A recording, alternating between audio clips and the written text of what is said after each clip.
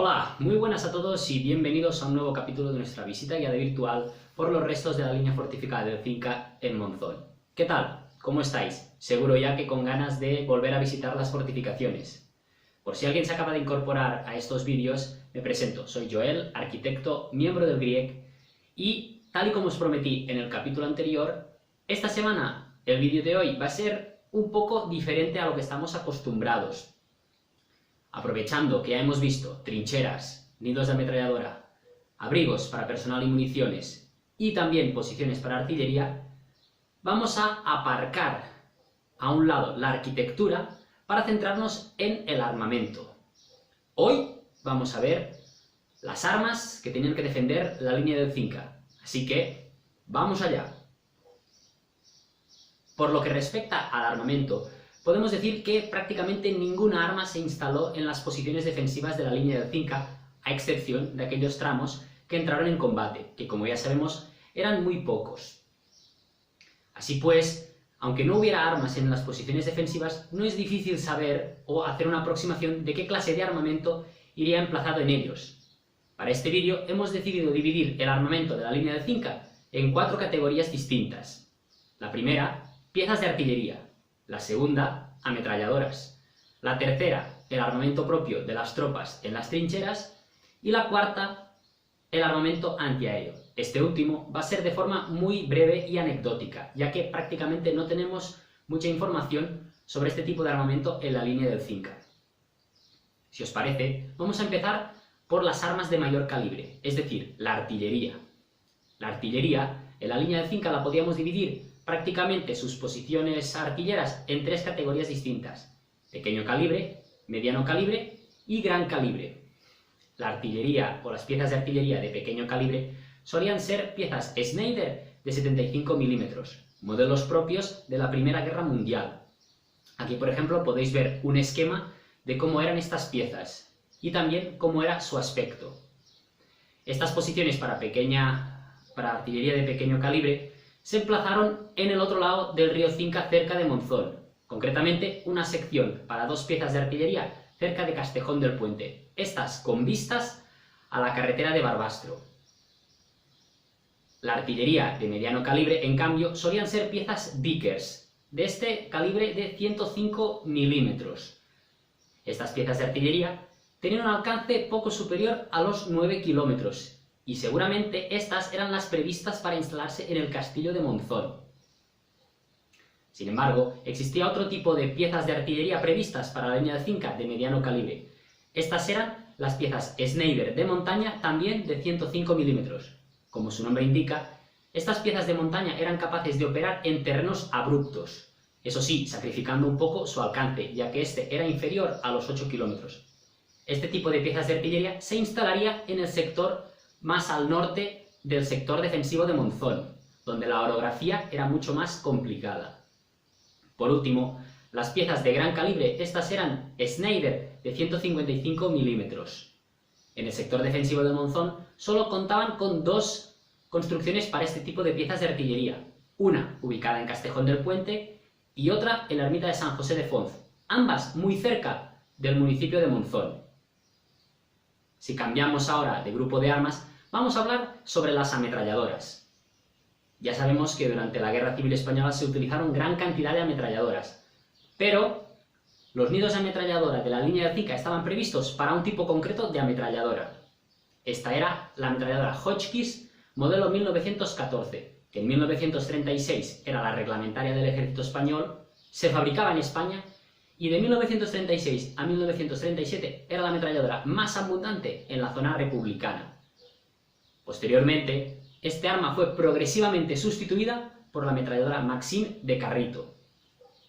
Aunque estas dos, la Hotchkiss modelo 1914 y la Maxim, eran las ametralladoras más frecuentes en la zona republicana, también existían otro tipo de ametralladoras: las Spandau, las Barlows, la Colt, etc. Pasamos a la tercera categoría, y esta era las armas que se utilizaban en las trincheras, es decir, el armamento portátil propio de las tropas que tenían que defender la línea del Cinca. Aquí, aunque existía gran cantidad de armas, cuchillos, pistolas, subfusiles, fusiles, granadas, vamos a hablar solamente de los fusiles y las granadas de mano. Ya sabemos que si había gran cantidad de ametralladoras, de fusiles había aún muchísimas más. Concretamente existían más de 60 modelos diferentes de fusiles y mosquetones utilizados durante la Guerra Civil Española. Por eso nosotros nos vamos a centrar simplemente en dos modelos de fusiles concretos, que seguramente eran los más utilizados para defender la línea del Cinca. Por una parte existía el Mauser modelo 1898, este de 7 milímetros y conocido como Mauser español. Por otro lado, teníamos el fusil Mosin Nagant de origen ruso, este modelo de 1891 y de calibre 7,62 milímetros. El primero, el fusil Mauser español, es este que podéis ver en pantalla. Como veis, es una pieza bastante bonita y que seguramente podéis identificar fácilmente en muchas fotografías. Otro de los elementos que podéis distinguir fácilmente en las fotografías antiguas era el fusil Mosin Nagant de origen ruso. Este no lo vamos a ver en pantalla, sino que lo vamos a ver un poco tal y como era. Como podéis ver, es un arma larga, de cerrojo, con capacidad para 5 proyectiles, letal hasta 800 metros, y de este fusil llegaron unas 450.000 unidades al ejército republicano. Así que no es de extrañar que abunde muchísimo tanto en las fotografías como también en los restos que podemos encontrar en la línea del Cinca. Estos fusiles iban acompañados también con sus respectivas bayonetas, ¿vale? Ambas diferentes, que pasaremos a ver ahora mismo. Bueno, como veis hemos cambiado el formato, estoy un poco más cerca de vosotros, no sé si esto es bueno o malo, pero vamos a ver ahora las bayonetas que acompañaban a estos fusiles de forma muy breve, ¿vale? Bayoneta para fusil Mauser, como veis, forma de cuchillo y el enganche para el fusil en la parte superior, de manera que la bayoneta queda en la parte inferior del fusil.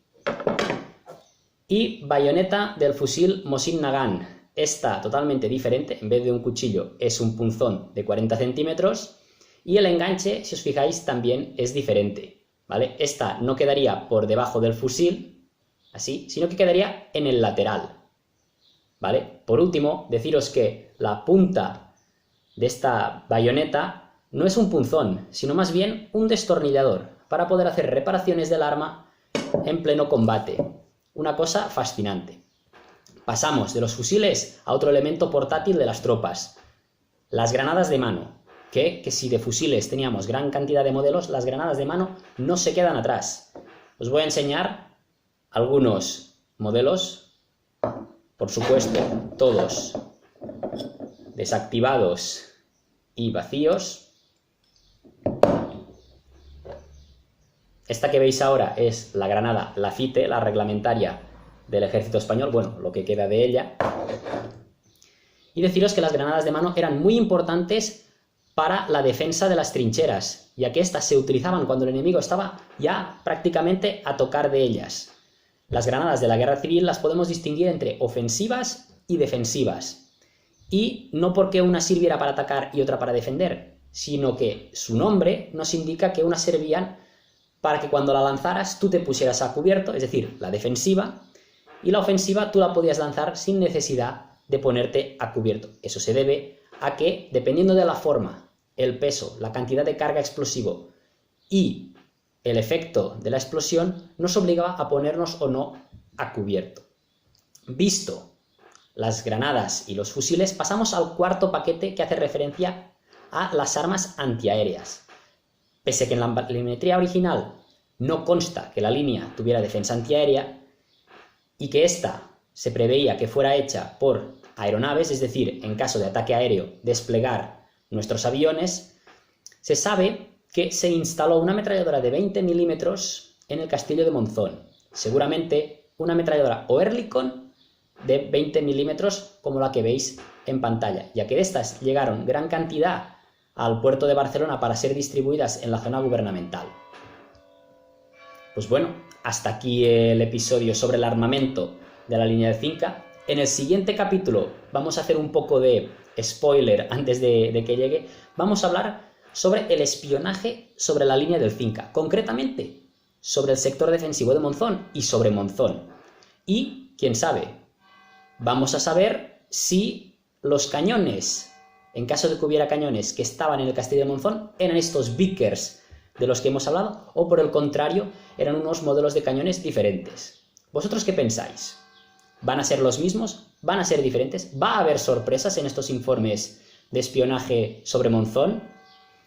Como siempre, y antes de irme, como es costumbre, os dejamos con una pequeña serie de imágenes sobre las tareas de recuperación del nido de ametralladora de la Escombrera.